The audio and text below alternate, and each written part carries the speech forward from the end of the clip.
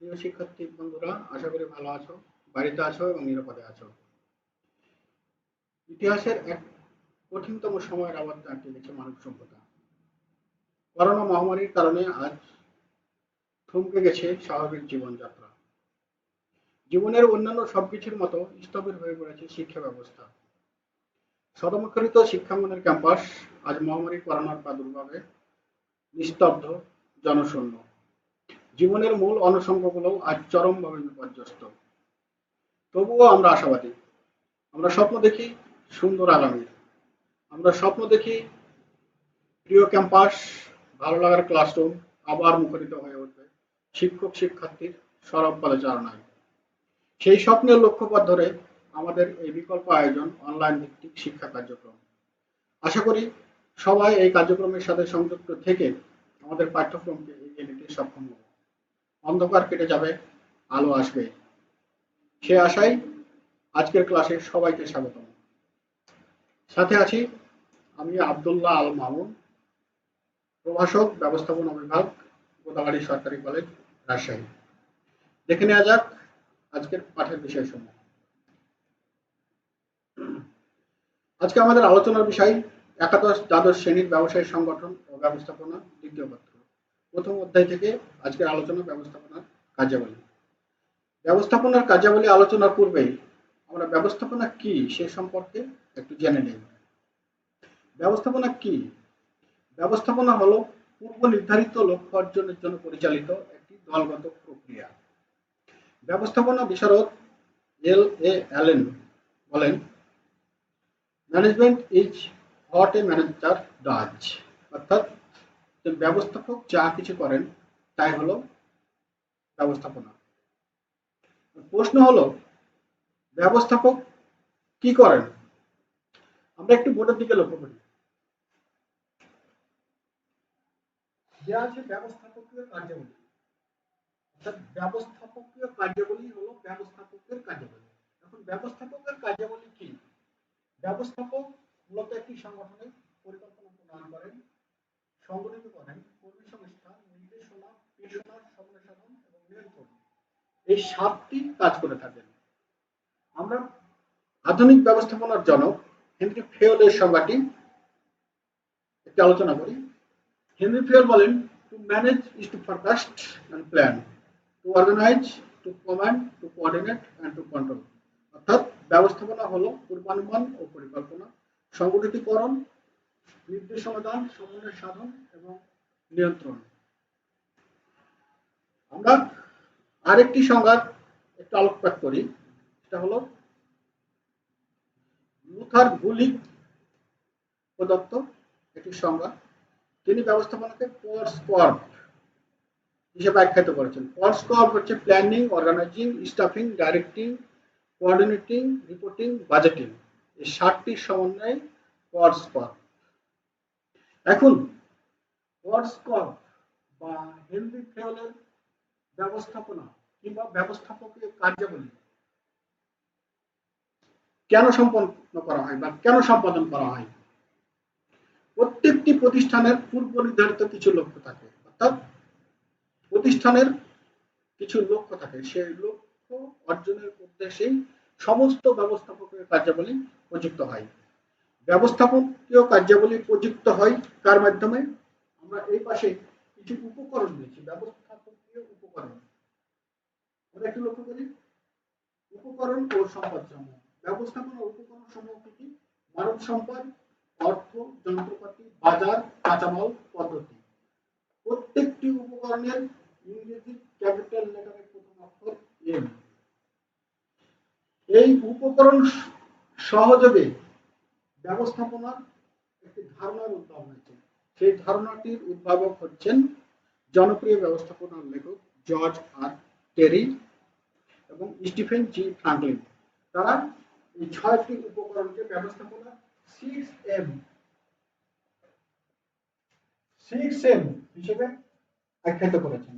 অর্থাৎ ব্যবস্থাপনার উপকরণ সমূহকে 6M হিসেবে আখ্যায়িত করেছেন ব্যবস্থাপনার জনপ্রিয় লেখক জর্জ আর টেরি এবং স্টিফেন জি ফ্রাঙ্কলিন।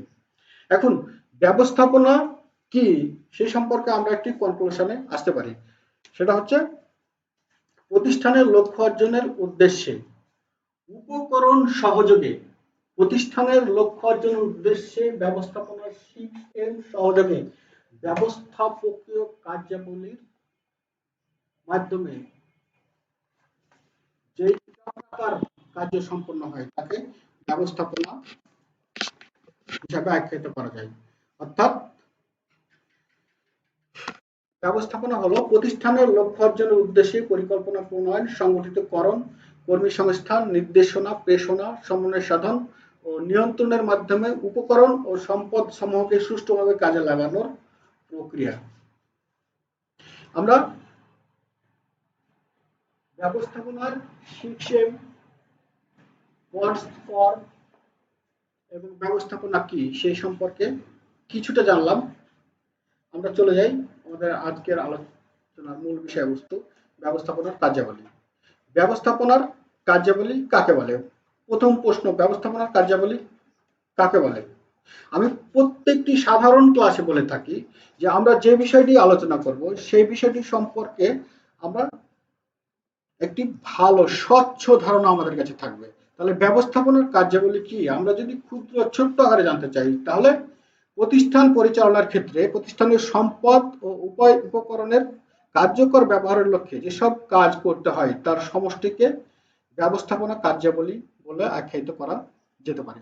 ব্যবস্থাপনার কার্যাবলী সমূহ কি কি? দেখো স্লাইডে দেয়া আছে। ব্যবস্থাপনার কার্যাবলী: পরিকল্পনা প্রণয়ন প্রথম কার্যাবলী, দ্বিতীয় সংগঠিতকরণ, কর্মী সংস্থান, নির্দেশনা, প্রেষণা, সমন্বয় সাধন এবং নিয়ন্ত্রণ। 7টি কার্যাবলী আমি বোর্ডেও লিখেছি এবং স্লাইডেও দিয়েছি, তোমরা স্ক্রিনে দেখতে পাবে ব্যবস্থাপনার কার্যাবলী। আমরা পরবর্তীতে ব্যবস্থাপনার কার্যাবলী সমূহ ধারাবাহিকভাবে আলোচনা করব অল্প পরিসরে। আমরা যখন সাধারণ ক্লাসে ফিরে আসব তখন আমরা বিশদ আকারে আলোচনা করতে যাব, কিংবা পরবর্তী ক্লাসগুলোতে আমরা বিশদ আকারে প্রত্যেকটি কার্যাবলী আলোচনা করব কিংবা করার সুযোগ আসে। আমরা ছোট্ট আকারে ব্যবস্থাপনার কার্যাবলী একটু জেনে নিই।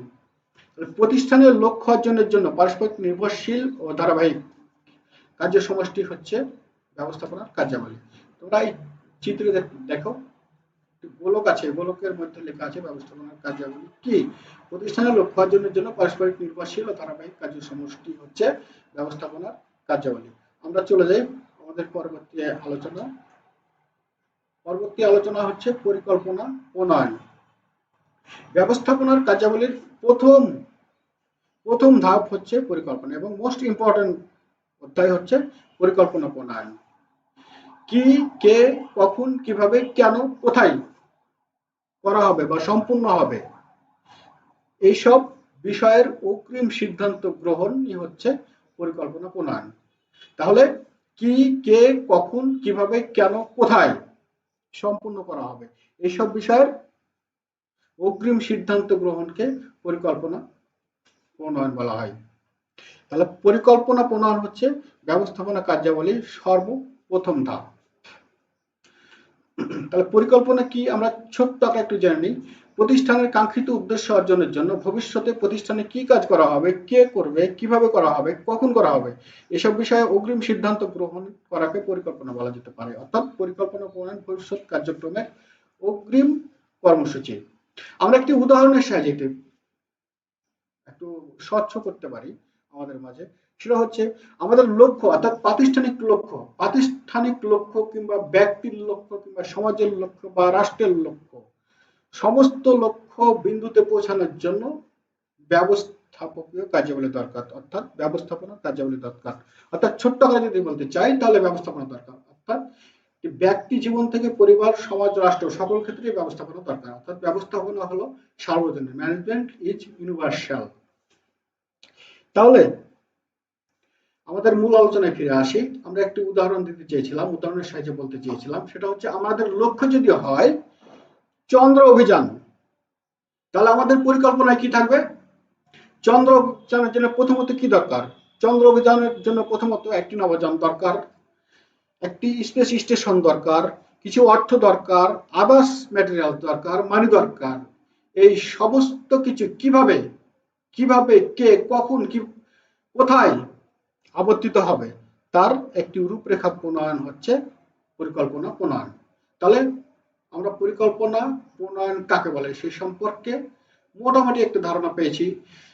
আমরা বাড়িতে বসে এই বিষয়গুলো সম্পর্কে আমাদের পাঠ্য বই একটু দেখব, আমাদের কাছে স্বচ্ছ হয়ে যাবে বিষয়গুলো। আমরা চলে যাই পরবর্তী আলোচনায়। পরবর্তী আলোচনা হচ্ছে সংগঠিতকরণ বা অর্গানাইজিং। সংগঠিতকরণ হচ্ছে একটি প্রতিষ্ঠানের বিভিন্ন বিভাগ, উপবিভাগ, দল, ব্যক্তির মধ্যে আন্তঃসম্পর্ক তৈরির প্রক্রিয়া। অর্থাৎ একটি সংগঠনের ভিতরে যে বিভিন্ন দল, উপদল, বিভিন্ন বিভাগ, উপবিভাগ থাকে, বিভিন্ন ব্যক্তি, বিভিন্ন ম্যানেজার, তাদের মধ্যে আন্তঃসম্পর্ক প্রতিষ্ঠাকরণই হচ্ছে সংগঠিতকরণ। অর্থাৎ সংগঠিতকরণ হলো বিভিন্ন বিভাগ, উপবিভাগ ও কর্মীদের মধ্যে আন্তঃসম্পর্ক তৈরির কার্যাবলী।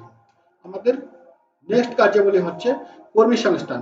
কর্মী সংস্থান হচ্ছে ব্যবস্থাপকীয় কার্যাবলীর সবচেয়ে জটিল অংশ। অর্থাৎ একটি প্রতিষ্ঠানে কি ধরনের কর্মীর প্রয়োজন, কর্মীর উৎস কিভাবে নির্ধারণ করা যেতে পারে, উৎস কি বা প্রশিক্ষণ কিভাবে দেওয়া হবে, নির্বাচন কিভাবে করা হবে, এই সমস্ত জটিল কার্যাবলী কর্মী সংস্থানের মাধ্যমে সম্পাদন করা হয়। তাহলে স্ক্রিনে দেখতে পাচ্ছ কর্মী সংগ্রহ, কর্মী নির্বাচন, কর্মী নিয়োগ, প্রশিক্ষণ, পদোন্নতি, বদলি, ছাঁটাই, এই সমস্ত কার্যাবলীর সমষ্টি হচ্ছে কর্মী সংস্থান। ব্যবস্থাপকীয় কার্যাবলীর পরবর্তী কার্য হচ্ছে নির্দেশনা অর্থাৎ ডিরেক্টিং। ডিরেক্টিং ইজ এ কি ম্যানেজারিয়াল ফাংশন। অর্থাৎ ব্যবস্থাপনা প্রক্রিয়ার চাবি হচ্ছে নির্দেশনা। একজন নেতা যেমন হবে তার কার্যাবলী তেমন হবে, একজন ম্যানেজার যেমন হবে সেই সংগঠন তেমন ভাবে পরিচালিত হবে। আমরা একটি উদাহরণ দিতে পারি যে কোনো প্রতিষ্ঠানের উৎপাদন লক্ষ্যমাত্রা যদি 20,000 একক হয়, সপ্তাহ শেষে দেখা গেল যে 20,000 একক উৎপাদন হয়নি। কেন হয়নি? কিছু বিচ্যুতি হয়েছে। কেন বিচ্যুতি হয়েছে? আমাদের ম্যানেজার, একজন দক্ষ ম্যানেজারের উচিত ছিল সপ্তাহের প্রতিটি দিন তদারকি করা। যদি প্রতিদিন ত্রুটি হতো সেখানে সংশোধনী দেওয়া, নির্দেশনা দেওয়া, তাহলে হয়তো সপ্তাহ শেষে 20,000 একক উৎপাদন করা সম্ভব ছিল। তাহলে একজন দক্ষ ম্যানেজার একটি প্রাতিষ্ঠানিক লক্ষ্য অর্জনে সদা সচেষ্ট থাকেন। তাহলে আমরা নির্দেশনা বলতে বুঝি লক্ষ্য অর্জনে অধীনস্থদের আদেশ, উপদেশ ও পরামর্শ প্রদান এবং তত্ত্বাবধানের মাধ্যমে পরিচালনা সংক্রান্ত কার্যাবলী হলো নির্দেশনা। অর্থাৎ নির্দেশনা হলো কর্মীদের ভিতর থেকে, অর্থাৎ কর্মীদের থেকে সর্বোচ্চটা আদায় করে নেওয়ার কৌশল। কর্মীদের ভিতরে যে মেধা, দক্ষতা, যোগ্যতা, তার সর্বোত্তম ব্যবহারের কৌশলই হলো নির্দেশনা। আমাদের পরবর্তী কার্যাবলী হচ্ছে পেশনা বা মোটিভেটিং। পেশনা হলো প্রতিষ্ঠানের মানবিক কর্মকাণ্ডের সাথে জড়িত, অর্থাৎ কর্মীদেরকে পরিচালনার সাথে জড়িত। কর্মীদেরকে কিভাবে পেশিত করা যায় বা প্রণোদিত করা যায়, অর্থাৎ কর্মীদেরকে বিভিন্ন উপায়ে প্রণোদিত করে তাদের সর্বোচ্চটা আদায় করে প্রতিষ্ঠানের লক্ষ্য অর্জনে নিবৃত্ত করাই হচ্ছে পেশনা। পেশনা বিভিন্নভাবে কর্মীদের পেশিত করা যেতে পারে। আর্থিক পেশনা দেওয়া যেতে পারে, আদার্স কিছু সামাজিক স্ট্যাটাস, তার মর্যাদা, বিভিন্ন উপায়ে একজন কর্মী প্রণোদিত হতে পারে। প্রত্যেকের মেন্টালিটি কিন্তু আলাদা। একজন দক্ষ ম্যানেজারকে বিচার করতে হবে কোন কর্মী কিভাবে মোটিভেটেড হতে পারে। প্রত্যেক কর্মীর সাথে আলাদা আলাদাভাবে আলোচনা করে তাদের সমস্যাগুলো কোথায়, সম্ভাবনার জায়গাগুলো কোথায়, সেখানে কাজ করা হচ্ছে একজন দক্ষ ব্যবস্থাপকের কাজ। আমরা লক্ষ্য করতে পারি যে যদি ঘোষণা করা হয় কোনো প্রতিষ্ঠানের বছর শেষে কোনো কর্মীদের 10% প্রফিট দেওয়া হবে, প্রফিট বোনাস দেওয়া হবে, তাহলে প্রতিষ্ঠানে নিয়োজিত কর্মীরা প্রণোদিত হতে পারে। একজন দক্ষ ম্যানেজার বিভিন্নভাবে প্রণোদিত করতে পারে। আমরা জানি যে ম্যানেজারের কার্যাবলী হচ্ছে ব্যবস্থাপনার কার্যাবলী, অর্থাৎ পেশনা হলো কর্মীদের কাজের প্রতি অনুপ্রাণিত বা উৎসাহিত করার প্রক্রিয়া। ব্যবস্থাপনা কার্যাবলীর পরবর্তী কাজ হচ্ছে সমন্বয় সাধন, অর্থাৎ বিভিন্ন উপবিভাগ, সেক্টর, বিভিন্ন ব্যক্তি, ডিপার্টমেন্টের মাঝে সমন্বয় সাধন হচ্ছে সমন্বয়। অর্থাৎ আমরা একটি উদাহরণের সাহায্যে ব্যাখ্যা করতে পারি। কোন প্রতিষ্ঠানের বিক্রয় বিভাগের চাহিদা হচ্ছে 50,000 একক। এখন উৎপাদন বিভাগকে 85,000 একক পণ্য উৎপাদন করতে হবে।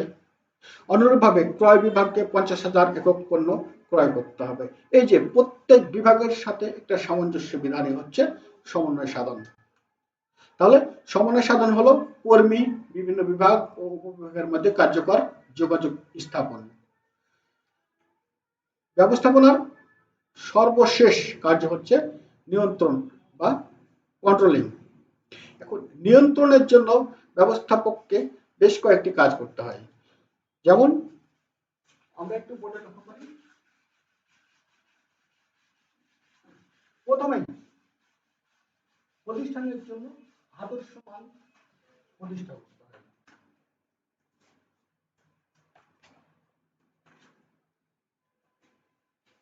একটা লক্ষ্য করো,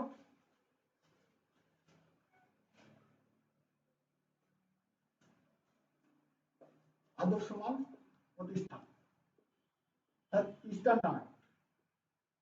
প্রত্যেকটি প্রতিষ্ঠানের একটি আদর্শ মান থাকে, স্ট্যান্ডার্ড থাকে। দ্বিতীয় পর্যায়ে প্রকৃত কার্যফল নির্ণয়। প্রকৃত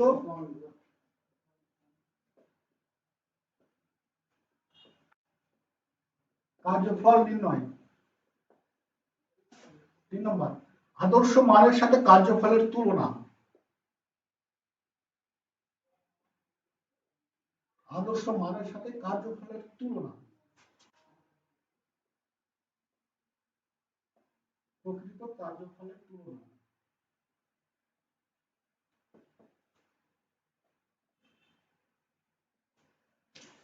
4 নম্বর, বিচ্যুতি নির্ণয়।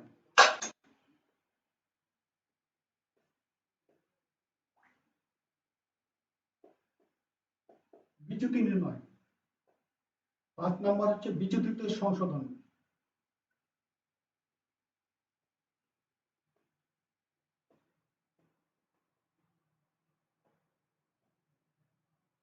সংশোধনী প্রদান।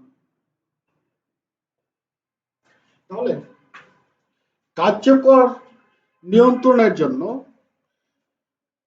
কয়েকটি বিষয় প্রতিষ্ঠা করতে হয় প্রত্যেকটি প্রতিষ্ঠানে। প্রথম হচ্ছে আদর্শ মান প্রতিষ্ঠা। প্রত্যেকটি প্রতিষ্ঠানে একটি আদর্শ মান বা স্ট্যান্ডার্ড থাকবে।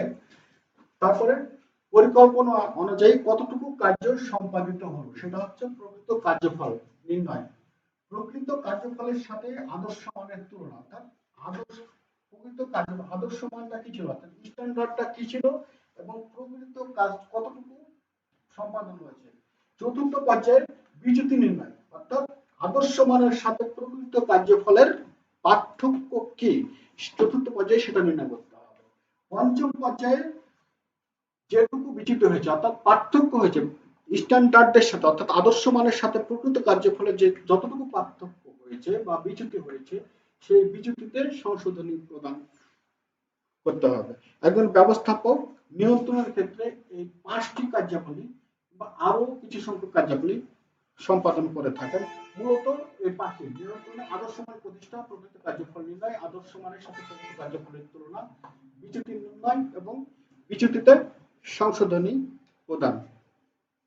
আমরা স্ক্রিনে দেখি আদর্শ মান অনুযায়ী কার্যাবলী সম্পাদিত হচ্ছে কিনা তা যাচাই করা, বিচ্যুতি নির্ণয় করা এবং প্রয়োজনে সংশোধনমূলক ব্যবস্থা গ্রহণ করার সার্বিক প্রক্রিয়া হলো নিয়ন্ত্রণ।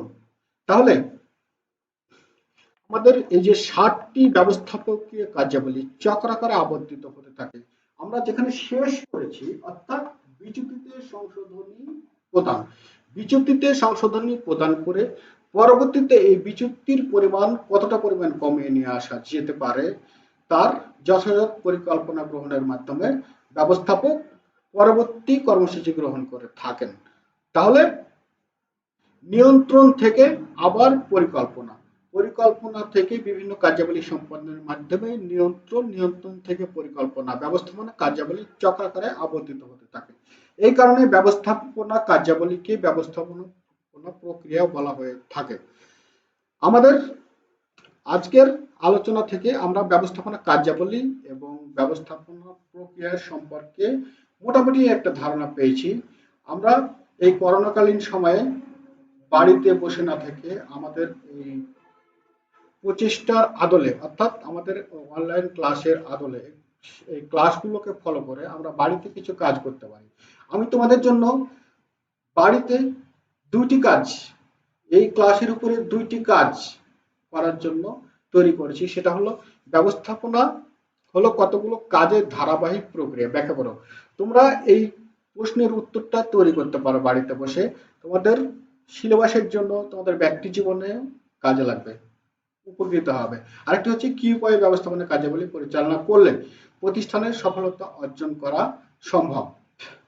বাড়িতে বসে না থেকে তোমরা এই বিষয়গুলো একটু পড়ালেখার চেষ্টা করো এবং তোমরা ভালো থাকো, সুস্থ থাকো, করোনা থেকে বেঁচে থাকো। সবাইকে ধন্যবাদ। আল্লাহ হাফেজ।